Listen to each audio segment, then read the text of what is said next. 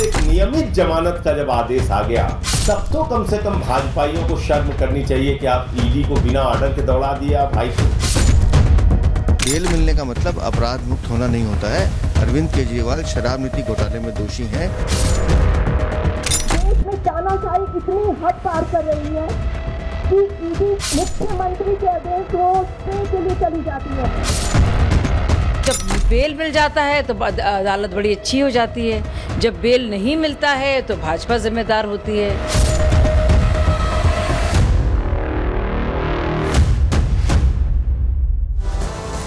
नमस्कार, मैं हूं आपके साथ हिमानी नैथानी। शाम के 5 बजने को हैं और हम लेकर हाजिर हैं अपनी खास पेशकश प्रहार, जिसमें आज मैं बात कर रही हूं केजरीवाल वर्सेस ईडी की। कल दिल्ली शराब नीति घोटाला जो ये मामला पूरा है, जिस मामले में केजरीवाल फिलहाल जेल के अंदर बंद हैं, इस मामले में राउज एवेन्यू कोर्ट ने अरविंद केजरीवाल को जमानत दे दी थी। लेकिन इस जमानत पर रोक किसने लगा दी? हाई कोर्ट ने। हाई कोर्ट ने इसलिए रोक लगा दी, दरअसल ईडी जो है वो पहुंच जाती है कहां? वो पहुंच जाती है हाई कोर्ट की वेकेशनल बेंच में और वहां अपनी याचिका लगाती है। और एएसजी राजू जो हैं वो ये कहते हैं, राउज एवेन्यू कोर्ट को विकृत बताते हैं। वो ये कहते हैं कि भैया हमें तो समय ही नहीं मिला अपनी जो बातें रखने के लिए। तो यहाँ पर जो अरविंद केजरीवाल के जो वकील हैं विक्रम चौधरी, वो कह रहे हैं भैया गजब करते हैं आप, आपत्ति हम इस पर जताते हैं। भाई 7 घंटे आपको मिले, 7 घंटे आपने दलीलें रखी और आप ये कह रहे हैं कि आपको समय नहीं मिला। कुछ तो शालीनता दिखानी चाहिए कुछ मामलों में। ये कहते कौन नजर आए? अरविंद केजरीवाल के जो वकील हैं विक्रम चौधरी, अभिषेक मनु सिंह भी, और साथ ही साथ विक्रम चौधरी जो उनका ये पूरा मामला देख रहे हैं। तो वहीं दूसरी तरफ सुनीता केजरीवाल की अगर बात की जाए तो वो सुबह सुबह राजघाट पहुंच जाती हैं, वो प्रोटेस्ट करती हैं, प्रदर्शन करती हैं और फिर उसके बाद वो ये कह रही हैं कि इस तरह से बिहेव किया जा रहा है कि जैसे अरविंद केजरीवाल कोई आतंकवादी हो।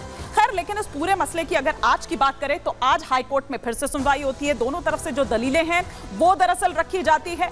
अब हाई कोर्ट ने फिलहाल जो फैसला है वो सुरक्षित रख लिया है। अब क्या फैसला सुनाता है हाई कोर्ट, क्या उसने फैसला किया है, ये देखने वाली यहां पर बात होगी। लेकिन बेल का खेल क्या है, ये थोड़ा सिलसिलेवार तरीके से हम आपको यहां पर बताते हैं कि क्या कुछ दरअसल ये बेल का खेल यहां पर नजर आ रहा है। अरविंद केजरीवाल को दिल्ली हाई कोर्ट से झटका लगता हुआ नजर आता है। केजरीवाल की जमानत पर फिलहाल हाई कोर्ट की ओर से रोक लगाई गई है और अभी भी जो आज भी सुनवाई हुई है उस पर भी अभी फिलहाल फैसला सुरक्षित रख लिया गया है।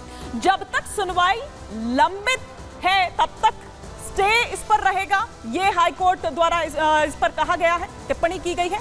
हाई कोर्ट में सुनवाई पूरी होने तक फैसले पर स्टे रहे, ये हाई कोर्ट द्वारा टिप्पणी की गई है। और सुनवाई जब तक नहीं पूरी हो जाती तब तक बेल बॉन्ड जो है उसे भी भरने पर रोक लगाई हुई है। ईडी ने जमानत के फैसले को हाई कोर्ट में चुनौती दी थी। उन्होंने कहा था कि यह नहीं किया जा सकता है। ईडी के वकील ने जमानत का विरोध किया था और जैसा कि मैंने पहले भी कहा कि उन्होंने कहा कि हमें समय नहीं मिला है, कम से कम हमें भी सुनना चाहिए। हालांकि उनकी तरफ से तो तमाम और बातें भी कही गई थी, उन डॉक्यूमेंट्स का भी वहां पर जिक्र किया गया था। साथ ही साथ पीएमएलए सेक्शन 45 की अगर बात करें तो पीएमएल सेक्शन 45 का वो जिक्र कर रहे थे और जाहिर तौर पर वो काफी ज्यादा इंपॉर्टेंट भी है। केजरीवाल को कल जमानत मिली थी, अब जब एक बार फिर से वहां पहुंच जाती है ईडी हाई कोर्ट की वेकेशनल बेंच, तो अब वहां पर आज फिर से सुनवाई होती है। दोनों तरफ से जो दलीलें हैं वो रखी जाती है और अब फैसला सुरक्षित रख लिया गया है।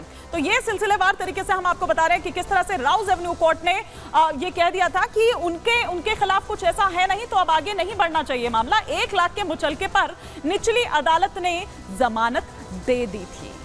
अब इसको किस तरीके से इसको चैलेंज किया गया। अब मेरे सहयोगी तमाम जो हैं वो मेरे साथ इस वक्त जुड़े हुए हैं। फटाफट से पहले उनसे इस पर अपडेट लेते हैं। अनामिका सिंह काली मेरी सहयोगी मेरे साथ जुड़ी हुई है, जो कि इस वक्त हाई कोर्ट में ही है।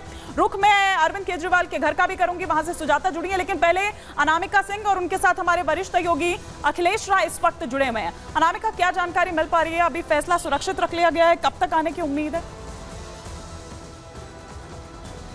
और देखिए, जो अब तक की जानकारी इसके मुताबिक फिलहाल जो आकलन था आम आदमी पार्टी की ओर से, जो जोशो खरोश था कार्यकर्ताओं में केजरीवाल की रिहाई को लेकर, फिलहाल आज तो वो नहीं होने वाली है। कल शनिवार है, इसके बाद रविवार और सोमवार के बाद ये माना जा रहा है कि दरअसल जो हाई कोर्ट ने आदेश दिया है उसकी कॉपी रिसीव करवाई जाएगी, आदेश दिया जाएगा। इसके बाद से ही ये तय हो पाएगा कि केजरीवाल बाहर आएंगे या नहीं। हमारे साथ अखिलेश जी भी जुड़े हुए हैं। अखिलेश जी, ईडी के वकील ने साफ साफ ये कहा कि जो बयानों की और जो गवाह हैं जो उनकी विश्वसनीयता पर सवाल खड़े नहीं कर सकते हैं, लेकिन ट्रायल कोर्ट ने इसको नजरअंदाज किया। ट्रायल कोर्ट आपने वो बातें अपने ध्यान में रखी ही नहीं जो हमने रखी, तथ्य रखे।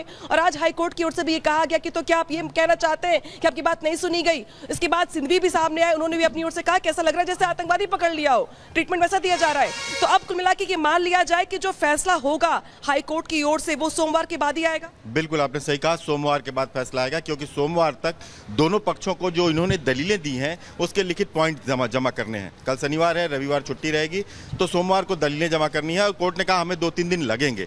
तो आप ये समझिए कि मंगलवार तक, जल्द से जल्द अगर देखा जाए तो मंगलवार तक फैसला आ सकता है और तब तक केजरीवाल की रिहाई के आदेश पर अंतरिम रोक जारी रहेगी। जो उम्मीद की जा रही थी, आपने कहा कि आज वो छूट जाएंगे और हर्षोल्लास था, वो सारी चीज़ें फिलहाल स्टे हो गई हैं हाई कोर्ट की उसमें। और दलीलों की जहाँ तक बात है वो साफ तौर पे कहा गया ईडी की तरफ से कि पीएमएलए एक्ट की जो अर्हताएं थी, जो उसमें हमने कहा था, ट्विन बेल कंडीशन के बारे में कहा था, ये सारी चीज़ों को लोअर कोर्ट ने नज़रअंदाज किया, जबकि इनका कहना था कि उसने पूरी चीज़ों को देखा है और जिन बातों पे ये कह रहे हैं, रियलाइज कर रहे हैं, वो उनके और भी कही अखिलेश कि हमारे पास गवाह है, हमारे पास सबूत, हमारे पास गवाह है। मैं आऊंगी इस पॉइंट पर भी आऊंगी, कई और सारी बातें भी हैं अनामिका, क्योंकि उन डॉक्यूमेंट्स का और उन तमाम बातों का भी जिक्र करते हुए ईडी नजर आई थी। मैं लौटूंगी आपके पास, लेकिन